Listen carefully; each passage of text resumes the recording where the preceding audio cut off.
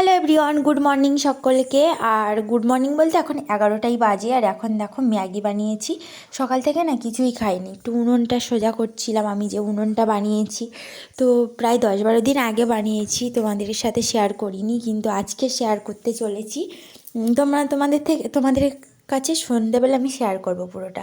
তার আগে চলো ম্যাগিটা আগে তুলে নিই। আর এখন ম্যাগি খাবো আমি। আর মেয়েকে সেরিগ্রো বানিয়ে দিয়েছি, সেরিগ্রো খাচ্ছে। আর ও বললো যে আমি ম্যাগি খাবো না। সেই কারণের জন্য আমি আমার মতো করেই বানিয়েছি 1 প্যাকেট, সে 6 টাকা প্যাকেটগুলো।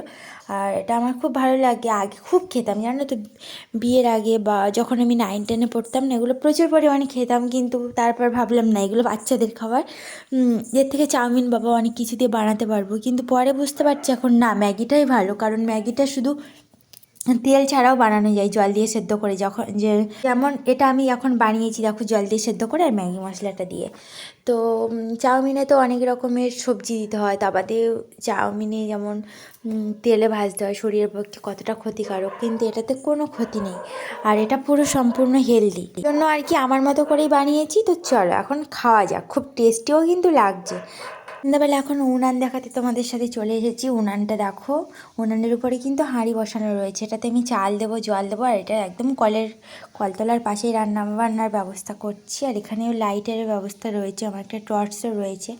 তো সেই কারণের জন্য জীবনে প্রথমবার উনুন বানিয়েছি। বাড়িতে মা ঠাম্মারা হচ্ছে উনুন বানাতো, কিন্তু আমি আজকে জীবনে প্রথমবার জন্য আর কি। তো চলো ঝটপট করে কাজটা সেরে নিই। আর রান্নাটা হবে এখনও, মানে সবে ভাত তো বসাচ্ছি, এখন অবধি উনুন জ্বলবে কি না সেটাও কনফিউজড। তারপরে দুপুরবেলা তো আমি দুপুরবেলা একটু আগুন দিয়ে রেখেছিলাম উনুনে। তারপরে রাতে হবে বিটকপি ভাজা হবে, আর হবে ডাল। হ্যালো, ঝটপটগুলো কাজগুলো সেরে নিই। আর আমি একাই তো করছি, তো ওই জন্য ভিডিও করা তারপরে এইসব করা একদম সম্ভব হয়ে উঠছিল না। তো অবশেষে আমি উনুনের উপরে হাঁড়িটা বসিয়েছি, এই যে দেখো। এবারে আমি জাস্ট উনুনটা জ্বালবো, কিন্তু সরা দেওয়াটা অপেক্ষা রয়েছে, এই যে সরাও দিয়ে দিচ্ছি। আর আমি বাড়িতে একা, মেয়েও ওই ঘরে বাবার ঘরে এখন বই পড়তে বসেছে, আর আমি এখানে রান্না করছি। আর মানে বসার একটা পিঁড়েও নিয়ে আসিনি ঘর থেকে। আর পাশে আমার লাইট জ্বলছে, দেখেছো তো, ওই লাইটটাই সম্বল। এটা হচ্ছে পুরো রাত পর্যন্ত, আমার রান্নার সময় পর্যন্ত জ্বলবে।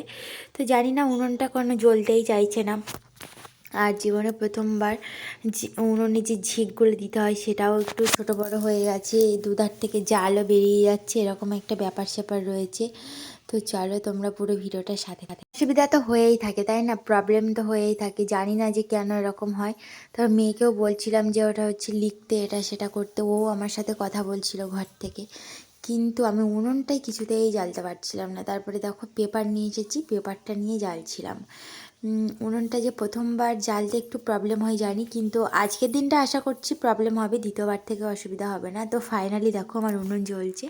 আর এই যে ভাত এখনও পর্যন্ত ফোটেও নি, মানে সবে তো দিলাম, তাই দেখো গনগন করে আগুন ধরে গেছে।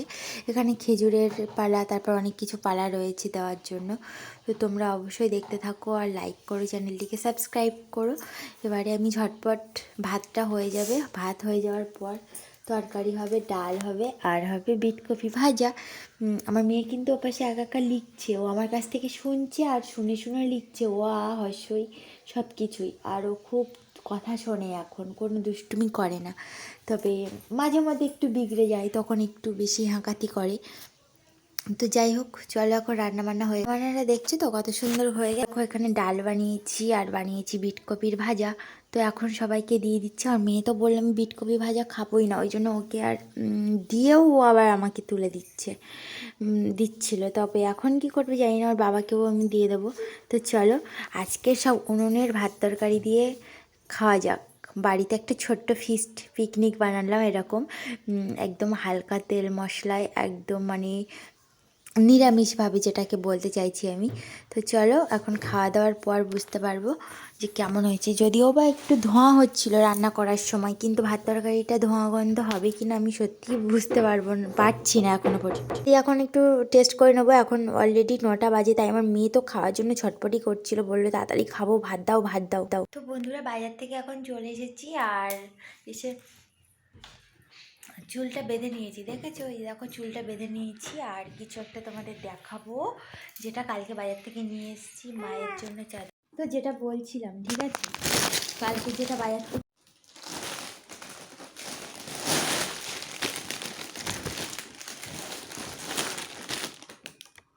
এই দেখো কেমন লাগছে বলো, একদম নতুন চাদর।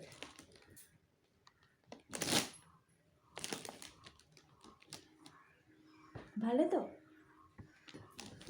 আমি একটু পরে দেখি, এটা যেহেতু আমার মায়ের, দারুণ নরম চাদরটা।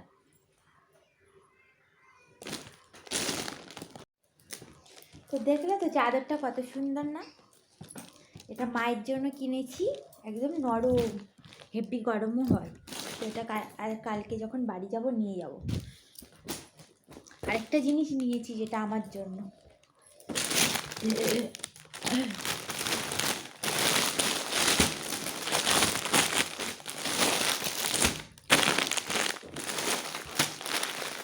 দেখলে তো?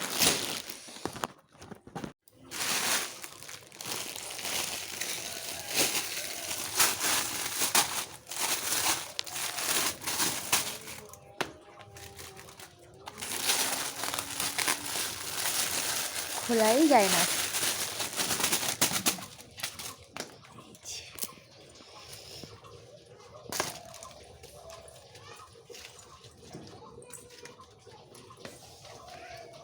দেখলে তো কত সুন্দর, আমার পায়ের সাথে পুরো সেটিং।